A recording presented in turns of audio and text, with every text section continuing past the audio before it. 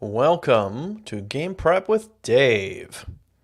I don't think I have any viewers yet,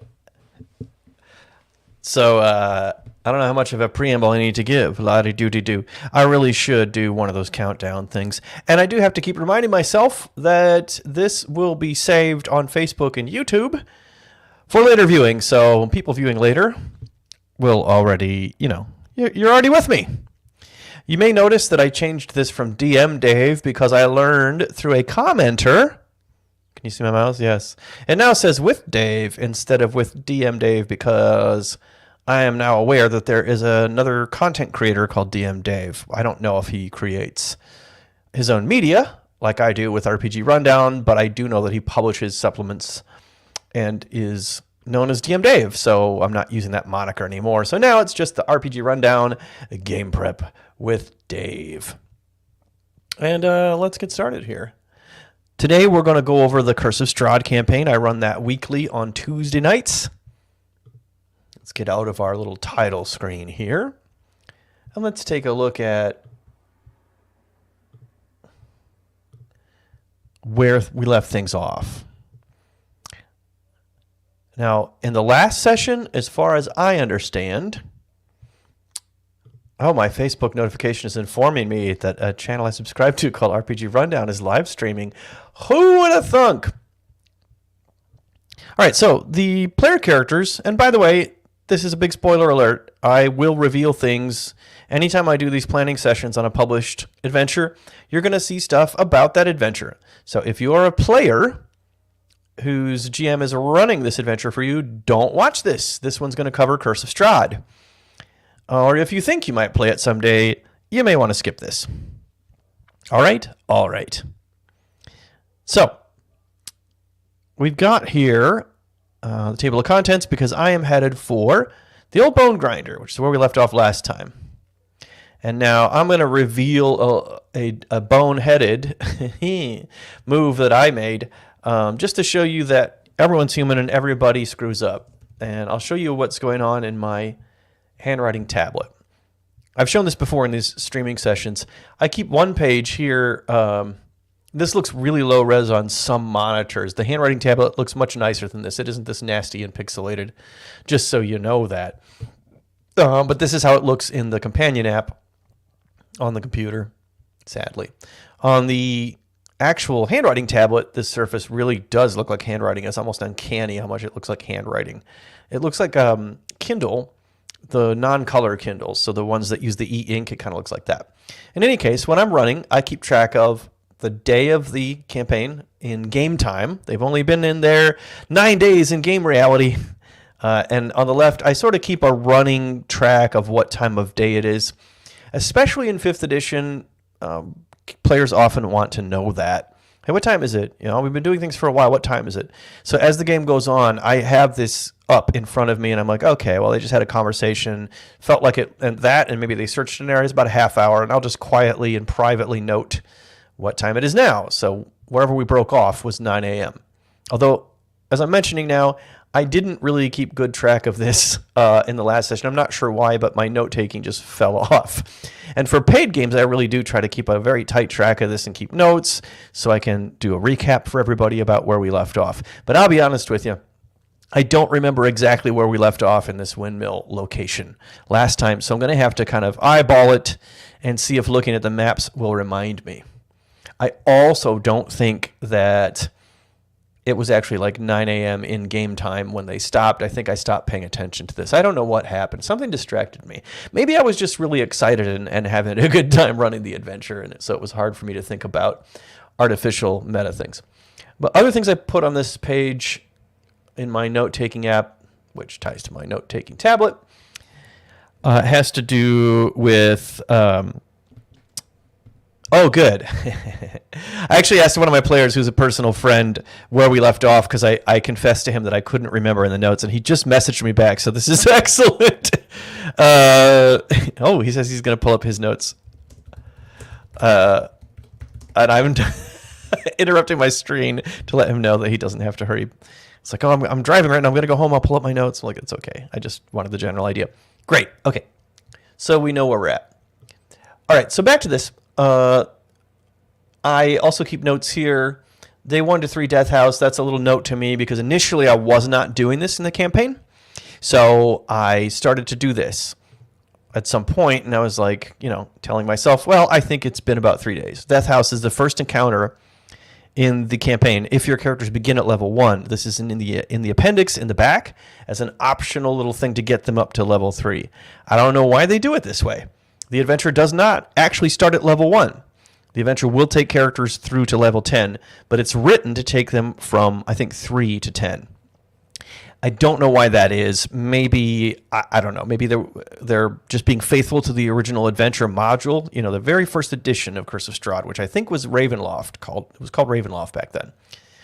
It was a very hit module, but it comes from the old school. It's an older module, 80s. I forget exactly what year. I want to say early 80s. Was the original publication. And at that time, the idea of module adventures was the predominant way that adventures were sold. They were called modules because they were modular. So it was like, you could use the one adventure module that was for characters that were from level 1 to 3, or first level characters would take them, say, through to level 3. And then you could pick whatever other adventure module you wanted to go from, say, 4 to 6 or 4 to 5 or whatever it was. Or you could do your own your own content, make up your own adventures. If you wanted to bridge from 4 to 6 and then you wanted to run a published adventure module from 7 up, that's why they were called modules, because they were modular. Now, what Wizards is doing is publishing entire campaigns in book form, which has advantages and disadvantages. I'm not going to say I don't like it. There are a lot of things I like about it, and what they've done with Strahd is phenomenal. But anyway, that history might be the reason that they officially start characters at level 3. But you can start characters at level 1 if you go back in the appendix and look for Death House. Death House is a little mini adventure that will get characters to level 3 so they're ready for the official Curse of Strahd.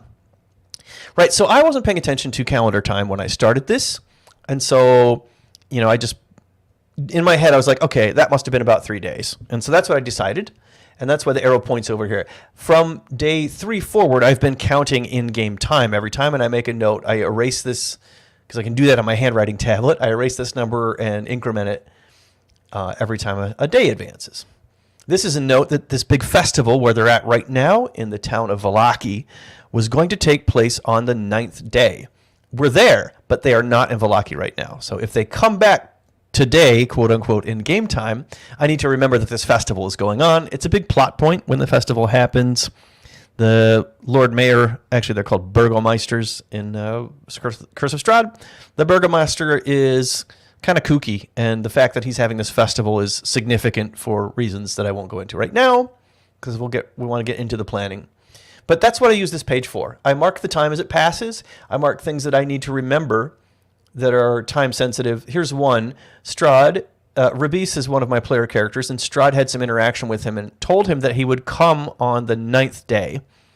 Of course, Strahd doesn't think about how long they've been there, but in game time, it's the 9th day of the campaign. Strahd is supposed to arrive at the outskirts of this town because he's given Rabis the option to join him. This is what Strahd does. Adventure as written, Strahd wants to recruit player characters to rule at his side. It's almost like a Sith Lord thing. He's bored. He wants an initiate or a novitiate or whatever you want to call them. Strahd wants a buddy because he's lonely living forever and ruling in terror over the valley of Barovia, where all of this takes place. So he's made some overtures to Rabis that he's going to come and offer a carriage to take him to Castle Ravenloft and have Rabis be his co-ruler. The player character, the way I'm reading the way that the guy's playing the character, I don't think he's going to go for it. But it's still, it's cool, it's fun, it's a plot point. It's what Strahd does. Join me and we will rule. It's part of what makes him a wonderful villain. So that's this page. All right, so the player characters were at this place called the Old Bone Grinder. This is a windmill. The windmill part of it is not operational anymore. 3 hags, a coven of hags, lived in it, and they would turn the mill post, or whatever you call this thing, mechanically. So they would just be in the top floor here and push it around like horses in one of those rigs. I don't know what you call that. It's like a little carousel, that moves the millstone by moving this rod that's attached to the millstone, which I think is on this floor, if I remember right. So where we left off last week, the player characters cleared out this mill. They cleared it of the hags. I don't believe they've gone to the top yet. Also in the module is written, there's a tarot-like reading. They call it a Taroka deck. The in-adventure item is called a Taroka, but it's really a tarot. And the tarot reading, or Taroka reading, tells the player characters where significant things are that can help them. It tells them in a little bit of codified, riddly language or whatever.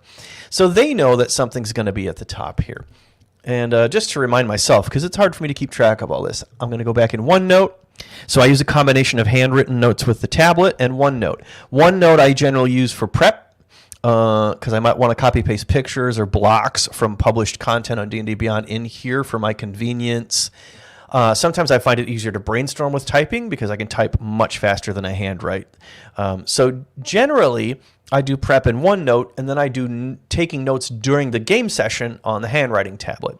Sometimes I use the handwriting tablet for brainstorming as well, because writing with your hand activates your brain in a different way, and I find it easier sometimes to solve problems and answer questions like that. So I bounce back and forth a little bit fluidly. But really, the bulk of planning these days I'm going to do in OneNote. And honestly, part of the reason is that for these live streams, that remarkable tablet reproduction just does not look good on the computer monitor. It kind of looks like shit. And this is much more legible in the live stream for you. So I'm doing this for you, my viewers. And I hope you appreciate it. And I've lapsed into my Orson Welles voice for no reason at all. All right. So, when last the players met to play, as I said, they cleared out this old bow grinder. Oh, yes, I was talking about the Taroka deck. So, the Taroka reading, and I've captured the results here, determines how certain things are going to go for the players in this iteration of the campaign. You draw 5 cards, and they have different meanings. So, for example, and here's a screenshot I took from D&D Beyond so I could remember where these were placed and what they meant. So whatever card, you shuffle the deck, and whatever card you draw in position 1, for example, says where they can find this item called the Tome of Strahd. In quotes, I put what was said to the player characters. This is what they know. When they had their reading, this is what Madame something or other, I forget her name right now. There's an NPC who does the reading for them. And what she would have told them is this card tells of history. Knowledge of the ancient will help you better understand your enemy. Which, it's Strahd's journal. And I've got a little link here to D&D Beyond. So I just have it really handy so I can remember what it is. This is a minor item in the game.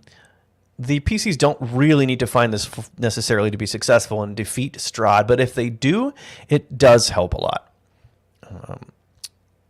And it's got handout stuff.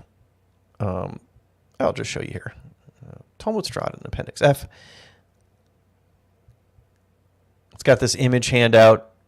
And if you buy the Roll20 thing, this is actually available as a PC handout.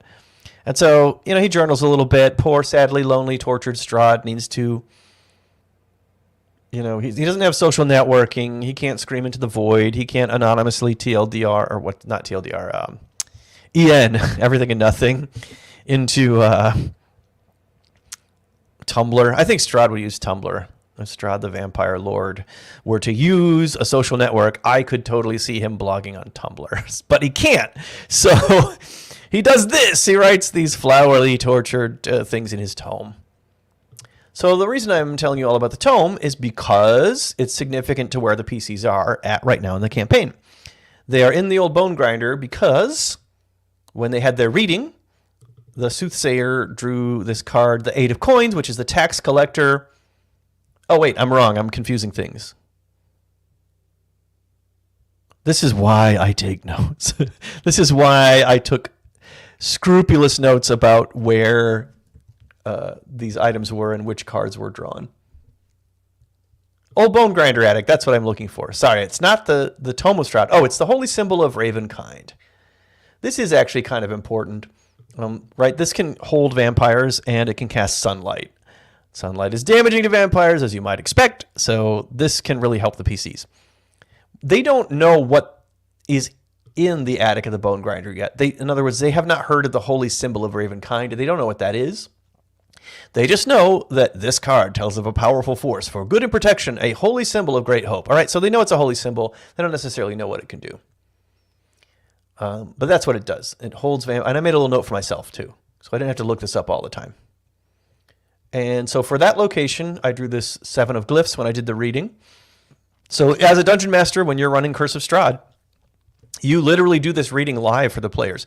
And this gives some replayability to the campaign. It's kind of neat. These things are in a different place each time, depending on the reading you give for the PCs for that iteration of the campaign that you're running. So this one says, this one's pretty obvious. I see a lonely mill on a precipice. The treasure lies within. This is the only mill of any kind in Barovia.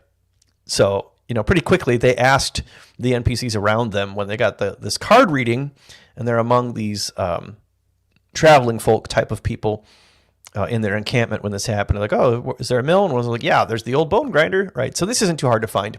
It's in the attic. They haven't quite gone up there yet. So this brings us up to speed. They cleared out these areas here. Let's take a bigger look at these.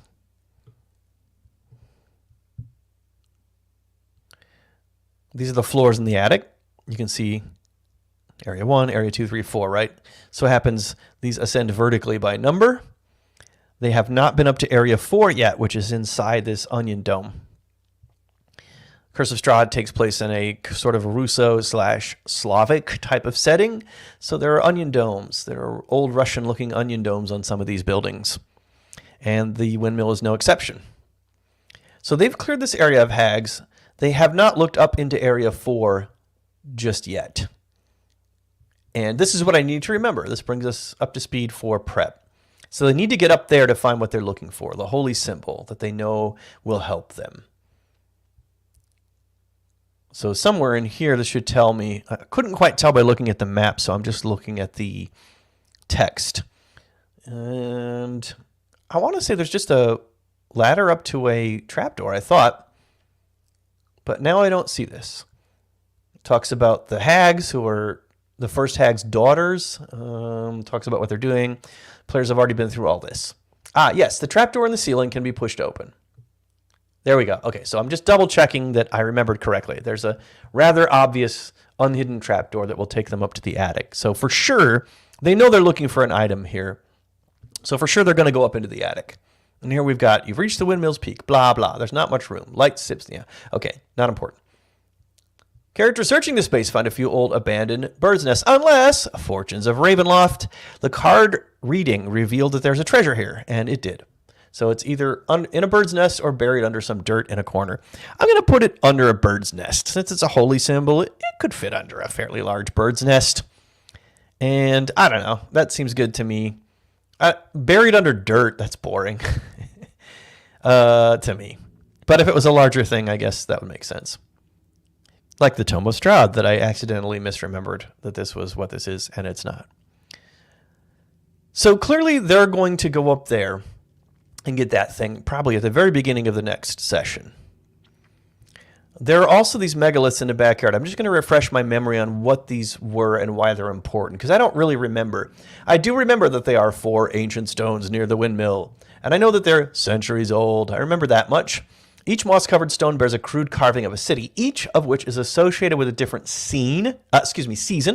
I remember that too. There's like a winter one and a summer one and a spring one, and they have these different looks.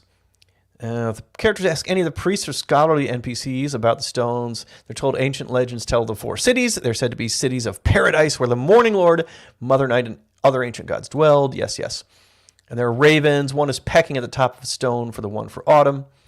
The raven is pecking at a dream pastry, which was what they made in this mill. They made these pastries that are like drugs that cause people to hallucinate, and they're addictive, especially in my game. I have made my setting in Strahd that these pastries have a combined narcotic and hallucinogenic effect, and the narcotic addiction is quite strong, crack level strength. So the hags place these here to desecrate the stone. So the hags put some teeth from these kids. They kill kids to make the dream pastries. They grind up the kids' bones, and the bones go in the pastries, and that's what makes the dream magic. Small pile of children's teeth. Hags place these there to desecrate the stones as an offering to the entity they worship. This Archfey happens to be their patron of the crooked teeth. I don't know how significant this is to the PCs. I don't remember this being important in Strahd. I've run this all the way through once before, so I'm just going to let this go for now. I'll have the book open when I'm running the game, and if they go back there, I'll be able to check this, and if they make a religion check or something, I'll be able to say, oh yes. I don't see any other significance to these megaliths, so we'll move on. This is mood. What I'm reading here is this is mood and set dressing. It is another indicator about the Morning Lord and Mother Night, and they are important gods in the Strahd setting. The Morning Lord is the most commonly worshipped good god in Barovia, and you would think would stand opposed to a vampire, right? It's the light of the morning sun, and it's the hope of sunrise. So this takes me back to what I was talking about last time we did a prep session for Curse of Strahd. And that is, once again, this is a very sandboxy kind of adventure. Let's go back and look at areas of Barovia. I think will give me the big map. Yeah, there we go. I'm going to open it in a new tab. I'm on my computer at home now, and I just know Mac much better, so there's going to be a lot less stumbling and fumbling with zooming and opening images than there has been in these other live streams. So you can see all these numbered areas. There's something interesting for the PCs to do in all of them, and I want them to know that and be able to get to them. But the narrative threads, as written, don't pull them necessarily through every single area. It's kind of left up to the DM to figure it out, right? So that's what we're doing in our prep session. Also, though, I want them to be ready for Strahd. So here's Ravenloft over here. If you can see where we'll zoom in and take a look. Right there is Ravenloft. Castle Ravenloft, where Strahd lives, and where the PCs basically are going to confront him in Endgame. It pretty much has to happen there, and it will. But we'll make it seem organic, like it could have happened anywhere, but it just happened to happen there. Because we're good dungeon masters. We'll figure it out together.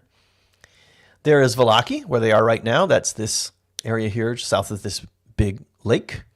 Kind of a great lake. Each of these hexes is a quarter of a mile, so this lake is a mile across. I guess that's not that huge. A mile across there. Yeah, not quite a sea. They have been to Barovia. When you first come into the valley of Barovia, you come to Barovia Village of. They've been to the Tser Pool and the Tser Falls in this gate. Here's the old bone grinder here, the mill that we were just looking at, and where the PCs are presently in the game. I would like to get them to over here to this other town, Krezk, which I think is V. Oh no, Krezk is S. This is something else. This is some citadel, abandoned citadel. There's a lot of stuff here, my friends. This is W, the Wizard of Wine's winery. And I want them to get over there. That's not too hard because they have a relationship with the Innmaster in Vallaki, who is the son of the owner of Wizard of Wines and who runs that winery. And their shipments are held up. They don't know why. Spoiler alert, something is happening at the Wizard of Wines that's tying them up and that needs to be defeated so that the wine can come back to Vallaki. A lot of this today I think is going to be retread because I'm kind of ready for the session tomorrow for the most part, but I'm going to fill you in on how I got to where we're at. So I'm going to kind of retro plan a little bit. Some of this I went over in a previous stream session, but I think just today I've corrected some audio problems that I was having before that made me sound like I was underwater.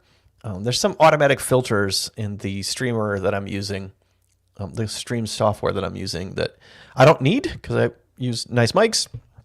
They're made for, those filters are made for cheaper mics, I think, like if you're just using AirPods or whatever. Your regular pod style headphones, it tries to compensate for them. But I learned later that I should not use those filters built into StreamYard when I'm using a decent mic because, it's a lot of compression. It sounds weird.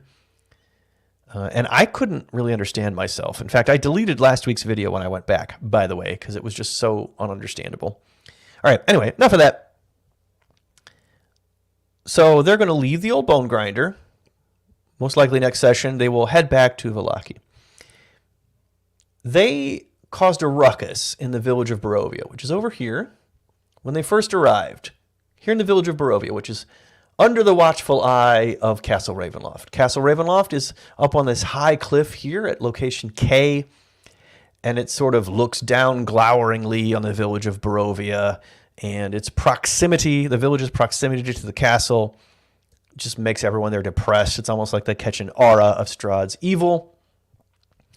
Now, there's someone in the village of Barovia who was in the village of Barovia called Irina Kolyana, and she is literally the reincarnation of Strahd's lost love. Strahd was in love with a woman a long time ago, like hundreds of years ago in the game setting, and yet his brother betrayed him and romanced this woman, and this is Strahd's great lost love, the one that got away from him. This is a big, big thing in Curse of Strahd, big story point. Strahd thinks that she will be reincarnated, and he thinks that Irina Kolyana is the reincarnation of his lost love. And spoiler alert, she is. Adventure is written, she actually is. Oops, I bumped a key and brought up my little emoji thing. So Strahd's been visiting her, and she is creeped out by it and wants to get away from him. And her brother is concerned as well. So they wanted to get her out of the village of Barovia. They approached the PCs to say, will you escort this woman, this vulnerable young woman, to some place that's further from Castle Ravenloft, so she'll be hidden from Strahd. So the goal was to hide Irina Kolyana from Strahd so that he would not menace her further. He comes to her when she sleeps, and he's bitten her already. He wants to turn her into a vampire spawn who will be with him forever. The PCs got in some trouble in the village of Barovia, though, with a shopkeep who wound up being killed by them in a big misunderstanding, and they fled. They fled all the way to Vallaki, up here, which is kind of where they're sort of headquartered now, the town of Vallaki. I have left hanging whatever the outcome was after they fled. They did this in front of Irina Kolyana's brother, who is also the acting burgomaster. He's the burgomaster's son. This is an inherited lordly title. This is like saying Lord Mayor in, say, Renaissance England. It's not a voted title like a mayor in a modern city would be, like the mayor of London or the mayor of New York. No, these are Lord Mayors, and the title goes with nobility. But they're called burgomasters in this setting. So I keep forgetting this guy's name whenever I do these live streams. Irina's brother, whatever his name is. Starts with an I think. He was there when they killed the shopkeep, and he tried to subdue the PCs to bring them to justice, to have a hearing about all of this, and they just fled. So in the back of my mind, during the whole time they've been over here talking to these traveling folk at location G by the Tsar Pool, which is where they got their Tarokka reading done, to the time they went up to Vallaki. They spent some time in Vallaki checking stuff out, learning about were-ravens that live there, learning about the burgomaster there, and tensions and local things that are happening in Vallaki. I've been biding time and trying to decide what would happen. What was the outcome? What does the burgomaster of the village of Barovia think about this, that they just fled? And I worked some of it out during a live stream from a week or two ago. Pausing to hydrate. Right here with y'all, my happy viewers. Both of you. And I wrote notes about it, so let's go revisit those notes. Because they haven't come up yet, because in the last session, last week, the party was tied up in the old bone grinder, killing hags, and meeting a new PC.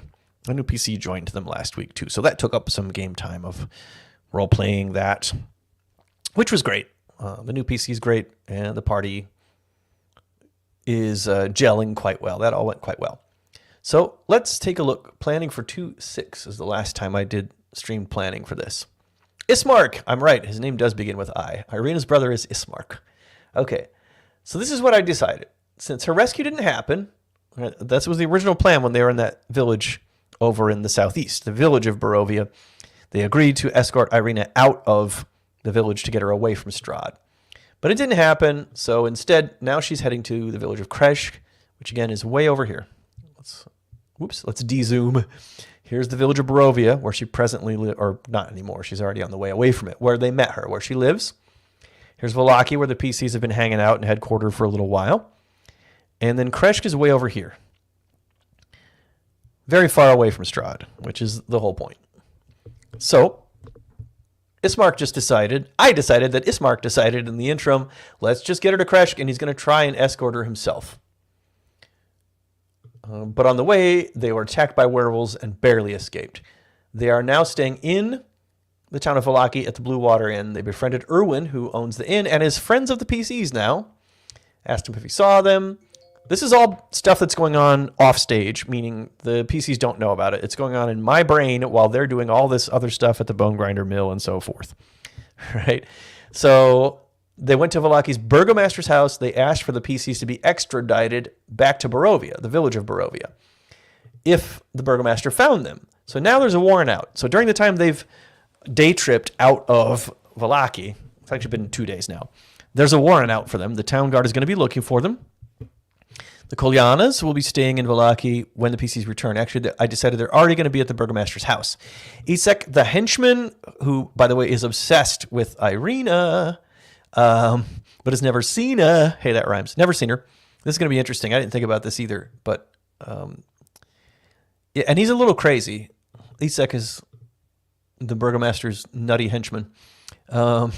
He claims that the wine is tainted by Strahd. He thinks that Strahd's blood is in it. This is just a conspiracy theory that Isek has. This is not an adventure as written. This is some stuff I cooked up to make all this work. So he drags in Erwin, the innkeeper. So when the PCs come back to Vallaki, they're going to get arrested, and they're going to be taken to the burgomaster's house, assuming they don't resist. But, player characters, they might do that. So that's one note. I got to think about what happens if they resist. I'm going to update this. This is now going to be planning for the 20th, which is tomorrow. And I'm going to use this new method that I talked about last week and unfortunately wound up deleting that video from last week because the sound quality was so bad you couldn't understand what I was saying. But I was explaining this method I've come to use with questions. So my first question is, what happens if the PCs resist arrest in Vallaki? And this is what I'm recommending, is to start a session with what questions you have. Instead of trying to jump to answers, I really find this helpful for me, is to identify and focus on the things I don't know, the things I haven't worked out, rather than trying to mastermind what happens when they come in. Okay, what things do I need to worry about? What are my questions? What are my unanswered questions? And I don't try to force the answer right away. I do need to have it for tomorrow because this is likely going to happen tomorrow. So when that happens, I might need to brainstorm if I don't come up with an answer. But for now, I'm going to leave this here. And by the end of this session, hope to answer it. Do I have any other questions? But let's go through the rest of my plan from the last streaming session. We'll just want to, okay. All right, so the PCs are going to arrive just in time to watch the burgomaster rule in Erwin's favor. Things are cool. The burgomaster is impressed with Erwin's explanation. Rictavio is here. Rictavio, his real name is Rudolf van Richten. Rictavio is an alias. He's kind of like the Van Helsing analog in Strahd. He is a vampire hunter who wants to bring Strahd down. But he works in solo and in disguise. He's going to be there helping the burgomaster plan the festival. Now, though, I got to change this. I'll say launch the festival. Because now it's the day it's supposed to start when they're going to get back. So they won't be planning it anymore. We'll just say that. The mayor loves Rictavio because Rictavio, the character that Van Richten is disguised as, is an entertainer and glee man, and the burgomaster believes that being jolly and happy will defeat Strahd. He's wrong because he's naive about it. I also decided what would happen, what did happen after the PCs left Ismark, the burgomaster, the acting burgomaster in the village of Barovia. Because they fled the scene when Ismark was fighting with the shop guard. The whole thing got in this complicated melee, and then the burgomaster starts fighting the shop guard after the shop owner has been killed by the PCs. I actually rolled dice in the prep session to determine whether his persuasion worked, and it did. So he persuaded the shop guard to stand down. I kind of played D&D with myself to determine what would happen here off stage from the PC action. So Ismark issued the warrant for Barovia. So this is active in Barovia too. If they come into Barovia, they'll be arrested and detained. And then he decided to try to escort Irina to Krezk, which we know, right? We started out talking about that. All right, so let's go back to this. What happens if the PCs resist arrest in Vallaki? I need to make sure. I need to think about this. What am I really even asking? Can they resist arrest? So one thing that could happen is that they might persuade the guards to leave them alone, although I think that's very doubtful. I don't think I should let that happen. Some things just aren't possible. you set the difficulty high enough. Let's call it a DC 25. And if they're that good, then the guards will politely ask them to come to the burgomaster's house or something. I don't know. I need to get them to the burgomaster's house. This is one of the toughest things for me in planning is without railroading PCs, how do I get them somewhere for a plot point to happen that's really important? One answer is that I shouldn't restrict it to have to happen at the burgomaster's house. There can be more than one way for them to accomplish what they need to accomplish here. What I'm trying to do is give them a chance to reconcile with what happened in the village of Barovia. I'm trying to get them to get back into the good graces of the burgomaster, who saw them kill a shopkeeper in cold blood from his point of view. So what I wanted to create is this very favorable situation. That's why Erwin is there in my planning. And that's why Rictavio is there in my planning, because the burgomaster likes these people and they'll speak favorably for the PCs. So what if that doesn't happen? This is a tough question, right? What happens if they... So one thing is they might persuade the guards to leave them alone. Even at a DC 25, you just never know what PCs are going to do. If you've run games, you know what I'm talking about. They're going to whip some magic item out of nowhere that you forgot you gave them that temporarily boosts charisma insanely or something like that. That isn't the case in this game. I happen to know that's not going on. But that's the best example I can pull out of my butt right now. But, one way or another, PCs will often surprise you with how good they are at evading what you're trying to get them to do. Because they don't want to be railroaded. And we don't really want to railroad them, right? So one thing that happens is they could persuade the guards to leave them alone. Very unlikely. Actually, I'm going to switch that DC to 30 because I think that's basically not possible. But I'll let them make the check, because you don't want them to feel like they don't have agency. But realistically, guards with an arrest warrant aren't going to be like, oh, okay. They might try to bribe them. They could try to bribe them. What's the answer if they bribe them? I'm not sure. And then, of course, they could try to overpower them, which could happen. That's the one I really need to think about. What if they overpower them? Let's take a look at what level the PCs are at. Level 4. Actually, let's take a look at their abilities. Let me go over here. I'm going to look at my campaign. Going to look at my Tuesday group. Oops.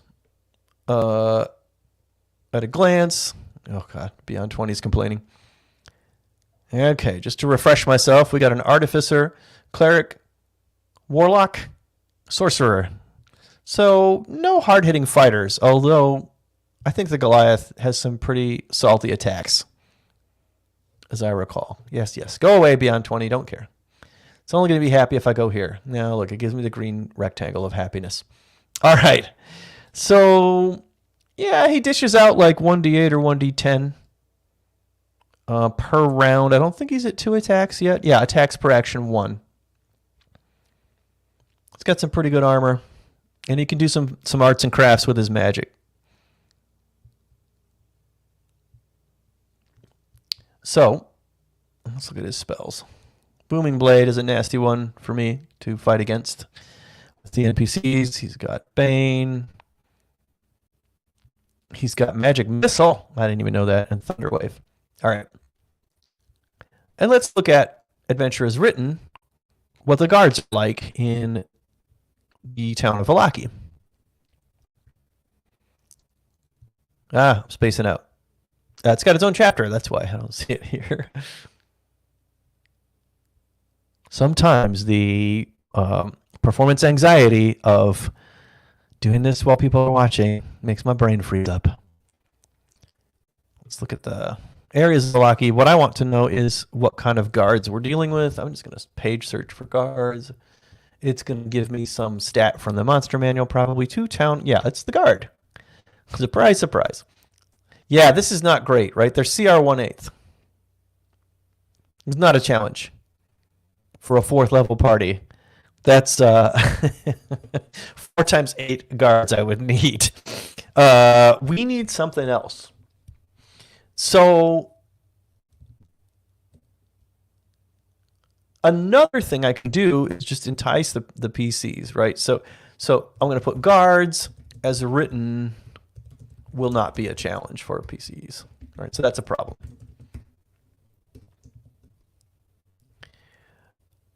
But we can...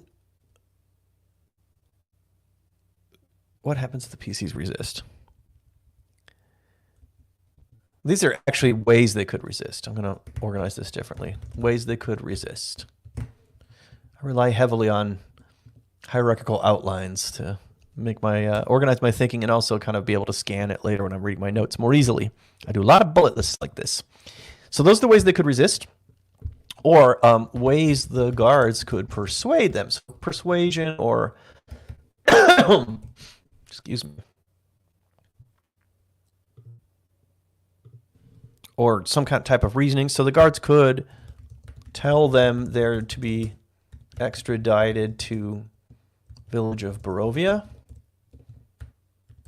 And so if they resist or get away, more soldiers and guards will look for them. Whoops.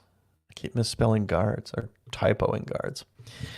I mean, this is okay, but is it really that compelling? Hey, people are going to look for you. I don't know. You know, this isn't like the Cyberpunk video game where it's like you shoot a cop and all hell breaks loose. I don't know. I tried to do that a lot when I played Cyberpunk, the video game, the recent one.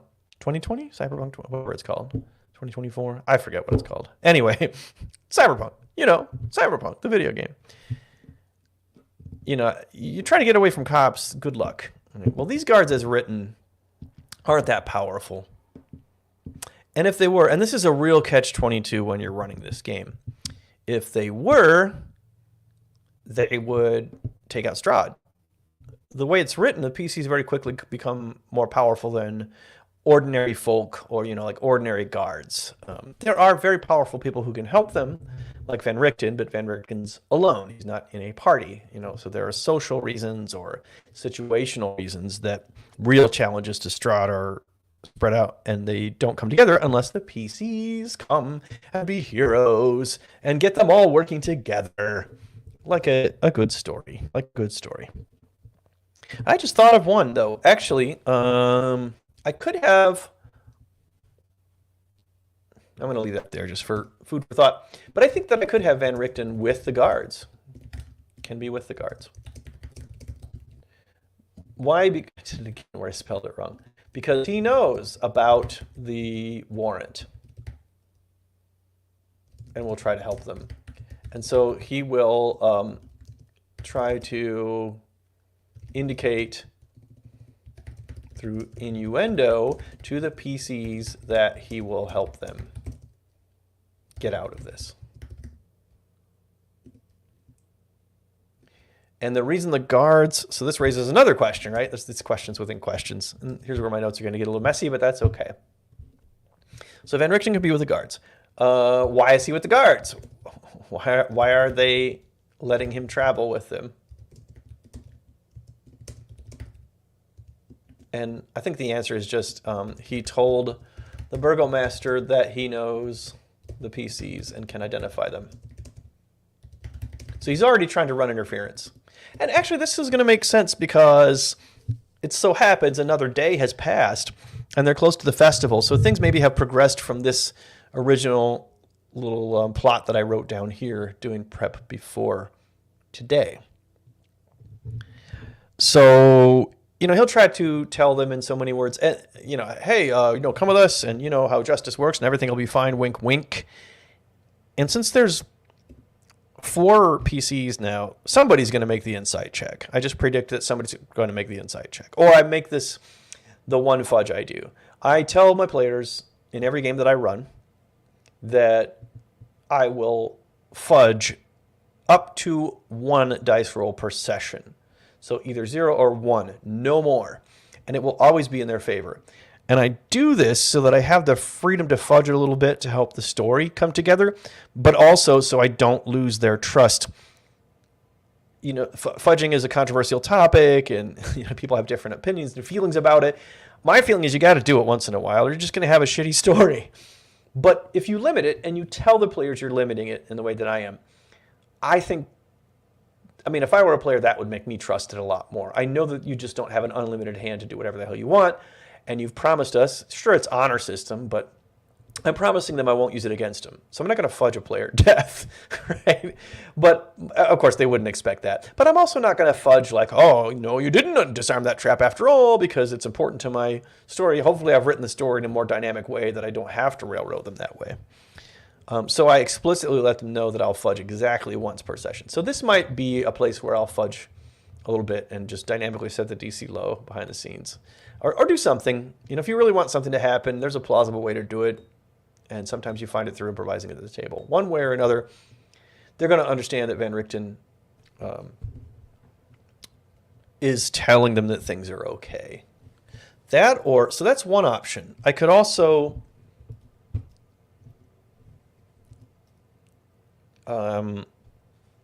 this isn't really guards persuading them. This is ways the PCs could be persuaded basically by me, right? The DM.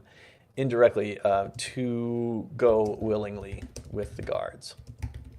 Another thing I just thought of is the Were-Ravens.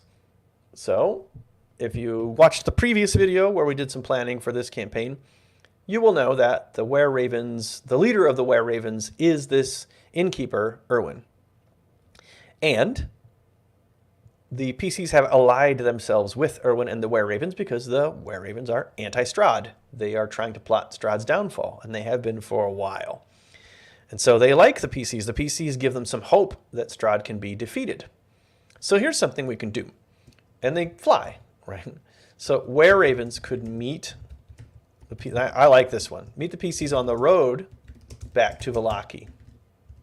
Let them know what's going on. And let them know that Erwin and Van Richten want to help them.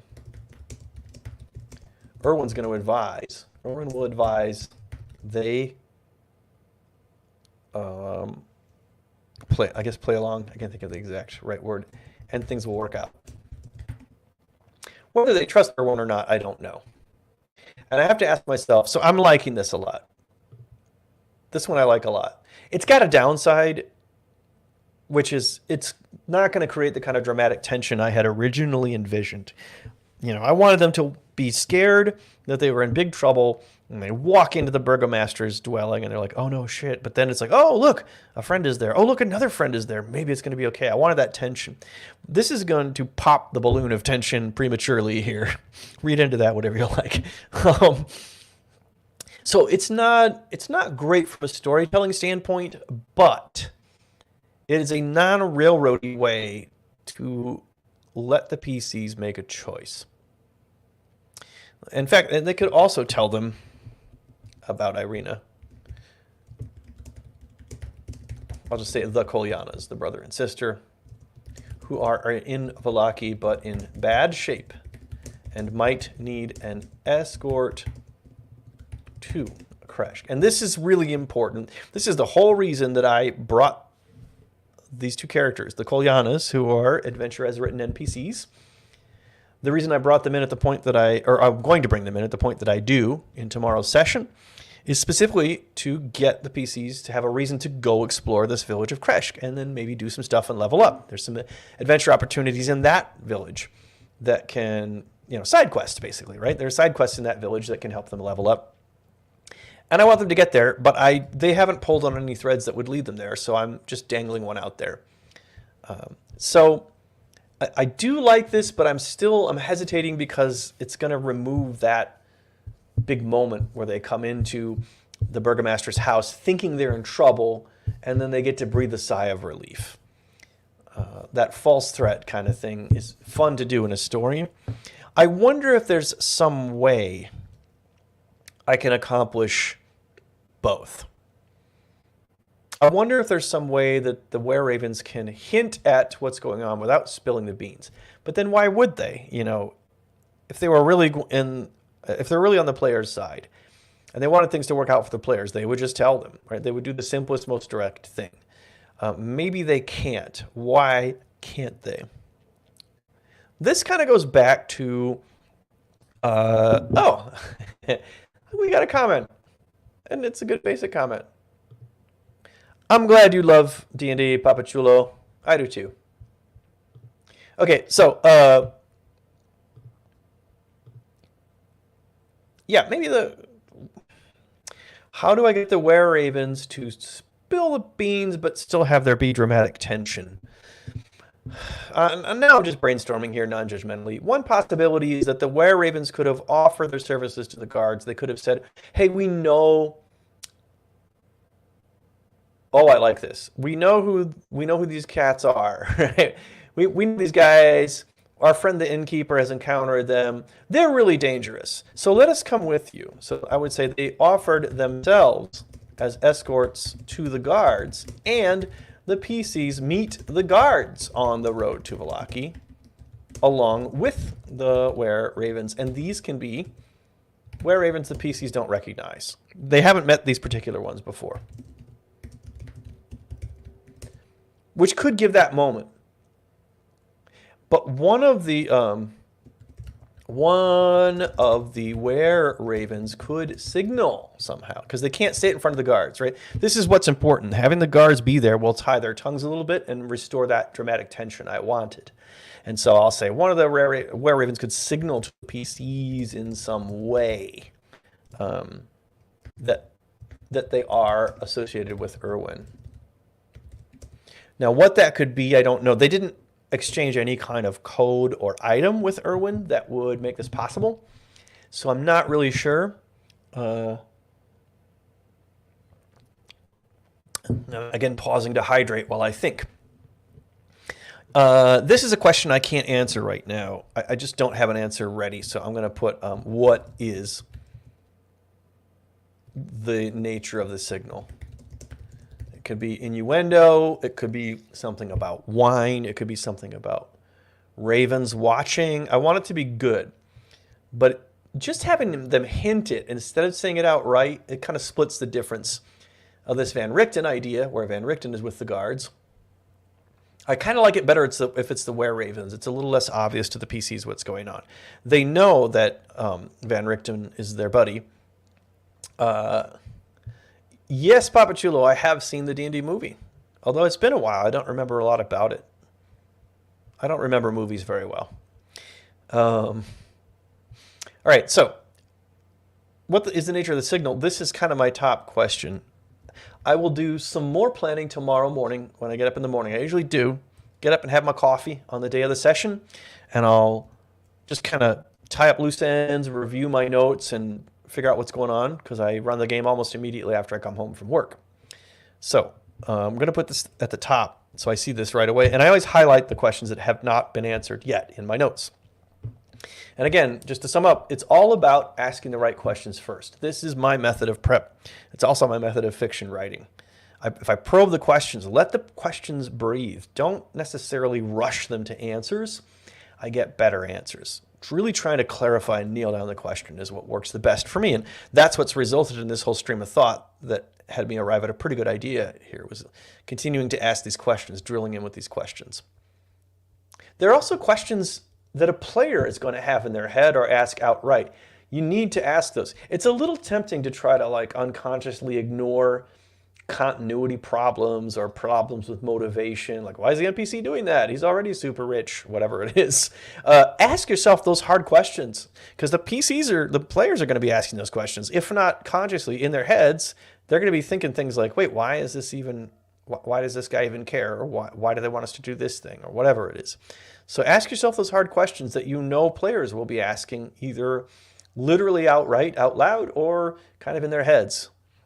All right, so anyway, what is the nature of the signal the Were Ravens will give the PCs when they are with the Vallaki guards? I don't know the answer, but I think I'll figure it out in the next several hours. Now I'm just looking at the rest of this to refresh myself. Yeah, I think this is good. I'm looking at this question a little bit because I've got 6 minutes left in the live stream here. So, you know, there's not much more to go over in the way of planning. This is my biggest thing for the next session. So let's just talk about this a little more, but I don't want to rush to a conclusion, but you know, hey, maybe in 6 minutes I'll get a good answer. So I'm trying to think about things. There's no symbol of the Were Raven order, like visual symbol that the PCs are aware of. So I can't do that. Although I could always retcon it. They could make a reference to wine. That might be unclear. They could make a reference to birds and ravens. That still seems unclear to me. What do they know in common with the PCs? They told the PCs about the hags and the bone grinder.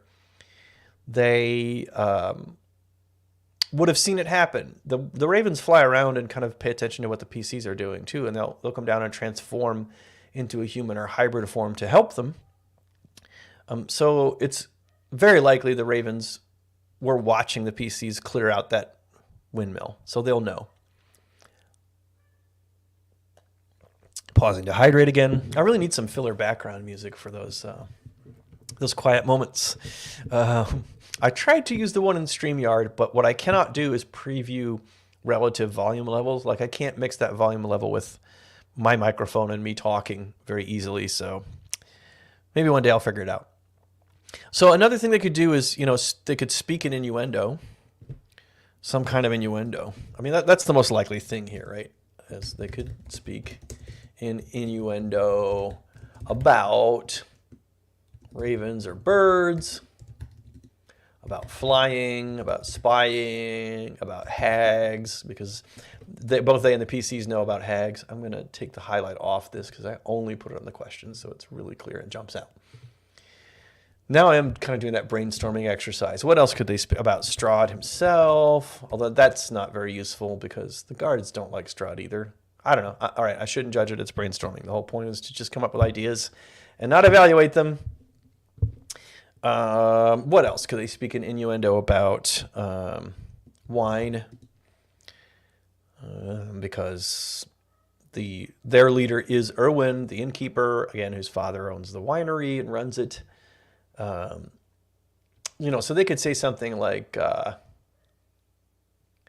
don't know what they could say. Well, so Itzhak is worried about this, right? My whole idea for him is that he has this paranoid conspiracy theory that Strahd has put Strahd's own blood into the wine coming from the Wizard of Wines. So if Itzhak is worried about this, they can, it makes sense for them to make a reference. Well, does it though? Because it doesn't really relate to, that's coincidental. It doesn't really relate to why the PCs are being brought in. But they could say something like, many troublesome things are happening. They could, make reference to, we work for Erwin and the wine is running out.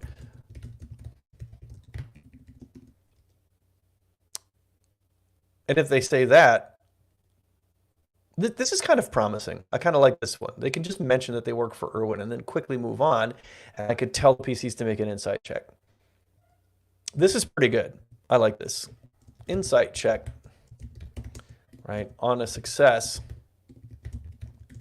the PCs will realize they're trying to signal them. That's pretty good. So if I don't come up with that, it's not great. So I'm going to leave this highlighted up here as an unanswered question, but this is my top choice right now. I think they'll just do it through innuendo and they'll mention this thing about wine and, oh yes, we have many problems in town, blah, blah, blah. And, it's best to come with us. I think that's pretty good. Also, now that I think about it, if these were-ravens, did I already make note of this down here? Meet peace and let them know what's going on. Let them know. They offer themselves as escorts to the guards because they claim to know what the PCs look like. I need to add that note. They claim to know, and they do, what the PCs look like so they can help find them.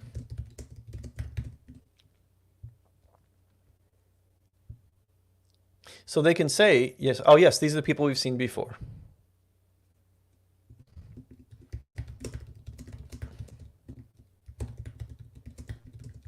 You're looking for, this is how Erwin described them. And this is another thing. When they mention Erwin, the PCs can make that same insight check. And why are they with them? Could just say, actually, I'm starting to like this better and better as I flesh it out. This is messy. Like when I clean up my notes, they're not this bad where I've got like two streams of thought and two different bullet list hierarchies here, but I'm also just letting it happen because I don't want to bog down my thinking. I will or will not clean this up later. But so they were in the Burgomaster's home when the Kolyanas asked for the PC's extradition. And so that's when they offered to help the guards. Okay, this is pretty good. I will go with this if I don't think of anything better tomorrow morning. Find the PCs. So this is all a result of me realizing that if these guards went looking for the PCs could slaughter them. They're a CR 1/8. They're guard from the monster manual, and that's all they are. And that's all they're going to be.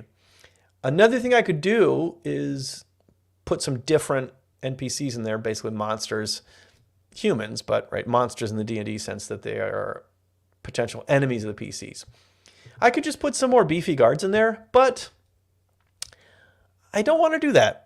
I would rather preserve, first of all, not everything has to be fighting and domination physically. Even though it is a very combat-y oriented game, it doesn't have to only be that.